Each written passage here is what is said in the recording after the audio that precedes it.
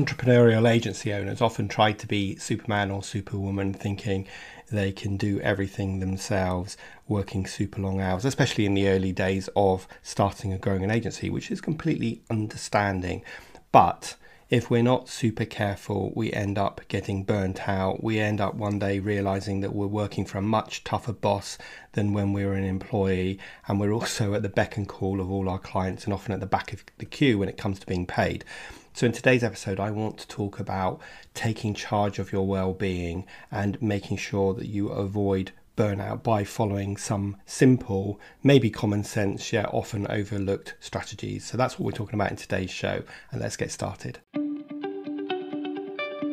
Accelerate your agency's profitable growth with tools, tips, and value-added interviews with your host, agency owner and coach, Rob DaCosta.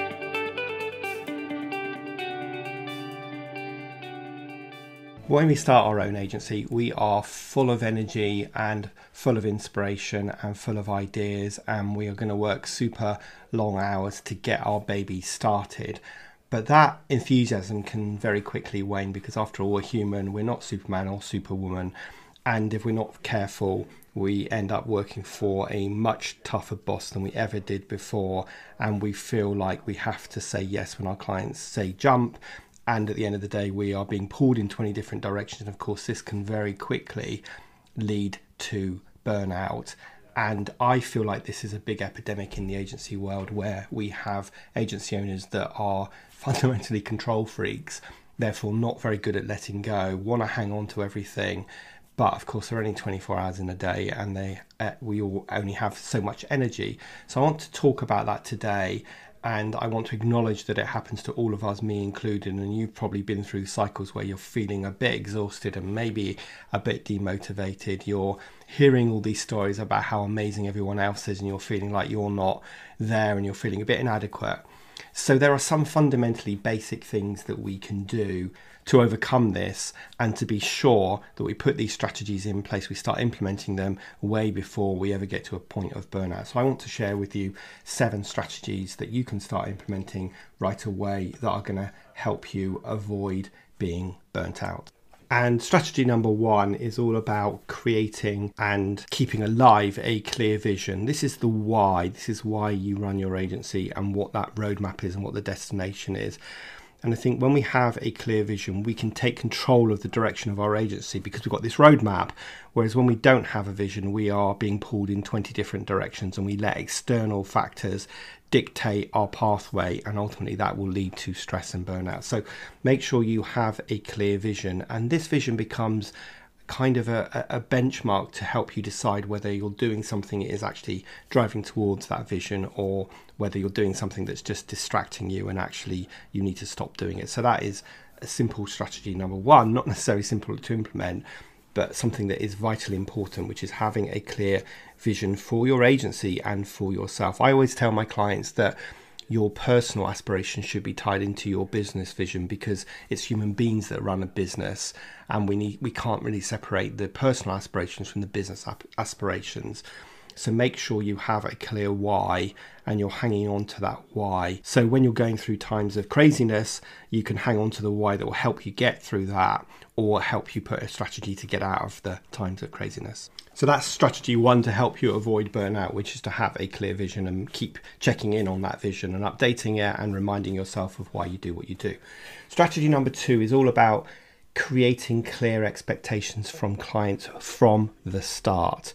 I think in the early days of running a business, we just want to say yes to clients because we're happy they've chosen to work with us and we want to please them. And we think the way to do that is to always say yes to their demands. And of course, this leads to scope creep and it leads to over-servicing. And that means you don't have the space to take on other work or do the other work as well as you could. And of course, that leads to quality and it also leads to you not being profitable. And in the end, we have this disconnect between how busy you are and how profitable your business is, even if you're just a one-person business today. So we want to make sure that we are getting clear expectations set with clients from the beginning, and we don't believe that if I push back on a client and say no, then they will hate us and leave us. So just change your mindset around that. You don't have to say yes to everything.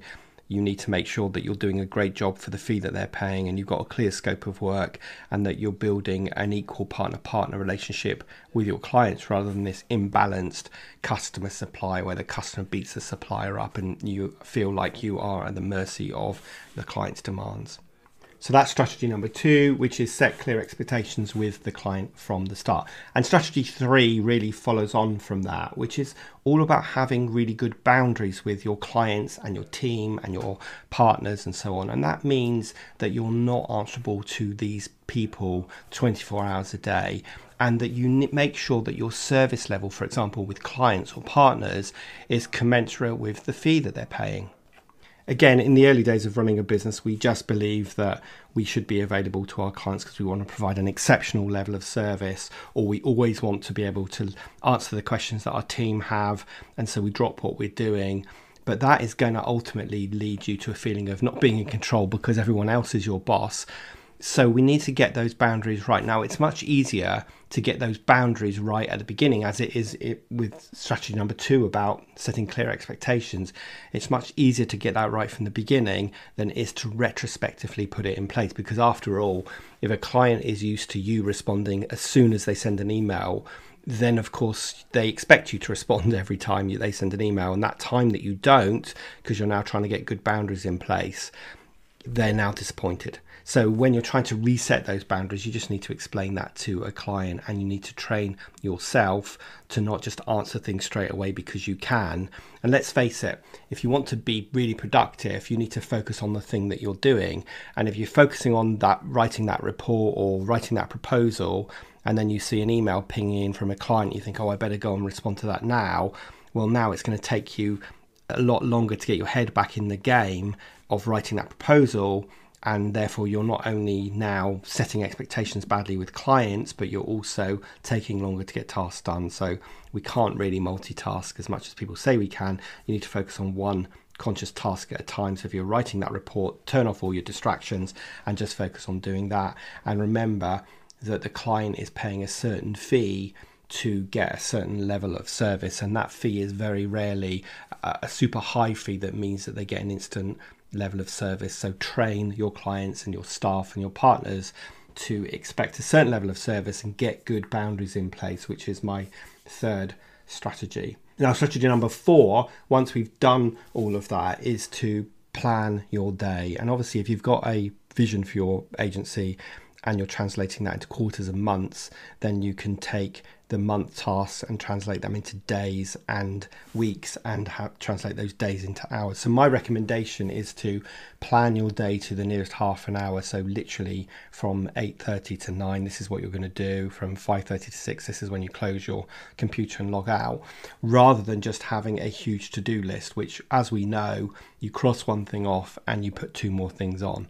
So you want to actually plan your day so you know how many slots of time you have available, and then determine what tasks are the priority that fit in those time slots. And of course, by doing that, you are going to feel in control and not overwhelmed. And when you feel in control, not overwhelmed, you're much less likely to burn out than if you're just feeling overwhelmed, because every time I cross a task off, something else comes on, and my to-do list never gets any shorter, and it just feels like a never-ending hamster wheel of doom in terms of doing your tasks. And that is not motivating. That is a very clear way of leading to burnout. So that is my 4th strategy, which is to plan your day. And as an added tip on that, I would advise you to always overestimate how long tasks will take rather than underestimate, because invariably sometimes tasks do take longer than we initially thought, but also it allows you time for all of the things that you couldn't know that will happen during the day when you planned your day at 8 o'clock that morning. So we want to sort of leave space for all the things that we don't know that are going to happen, like those phone calls that we need to take, or that demand from a partner, a customer, a client, or a member of your team that you couldn't plan for, but you do actually need to do it. So that is the next strategy, which is plan your day and overestimate how long tasks will take. And then strategy number 6 is to delegate as much of your work as you can as soon as possible, and look at what tasks you can automate. There are lots and lots of tools these days that will help you take some of those mundane tasks and automate them. And you want to get work off your plate as quickly as possible so that you can work at the top of your game, and taking all those admin tasks that are very necessary but perhaps slightly tedious and delegate them to someone else, even if that's to a VA based remotely that isn't going to cost you much money, but you can get tasks off your plate. Now, of course, as these entrepreneurial people, we believe no one will do it as well as us or do it as quickly as us. And we think we haven't got time to delegate to other people. So you need to break down some of those beliefs. And I've recorded podcasts on this before, which I'll link in the show notes.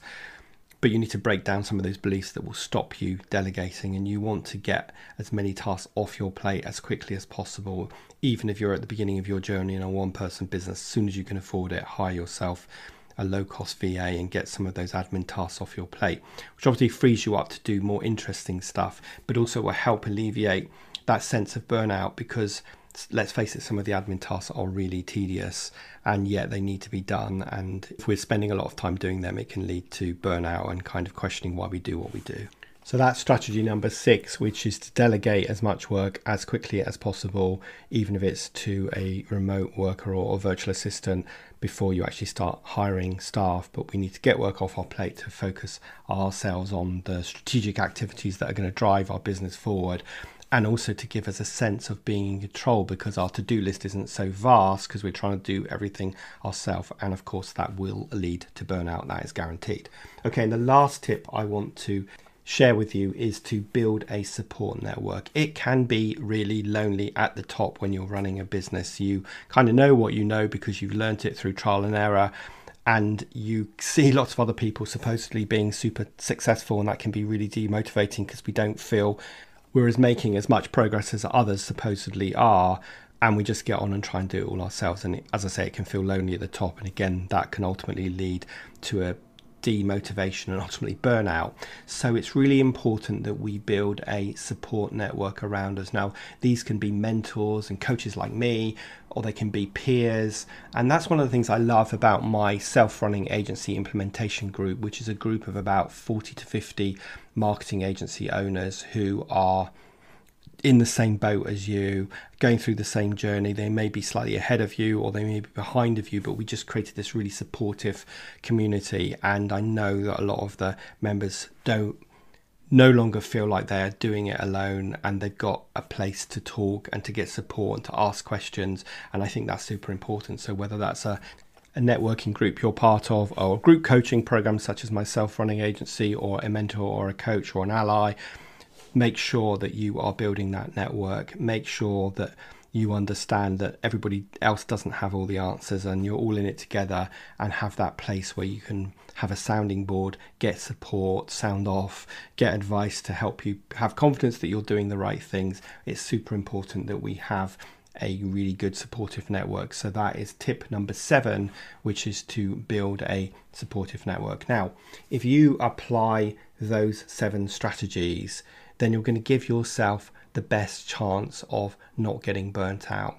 And of course, the other thing is to make sure that you are getting a healthy work-life balance. You're not working all hours. I think this is especially true where many people are working remotely or working from home, and there's a very blurred boundary between what's work and what's not work. So I talked many times about morning and evening rituals, and this ties in with the strategy 4 of planning your day, because part of planning your day should be to know exactly what time you're starting work and what time you're finishing, and have the morning and evening ritual to kind of start the day and full stop the day at the end of the day. So you want to make sure you're putting that in place. And I guess bonus strategy number 8 is to get a good work-life balance in place so that you have time to do other things outside of work and have a life. And I always find when I'm feeling a little bit stressed or a little bit overwhelmed, then taking a break is a really good thing to do, even though sometimes that can feel like the absolute opposite of what you need to do because you've got so much to do.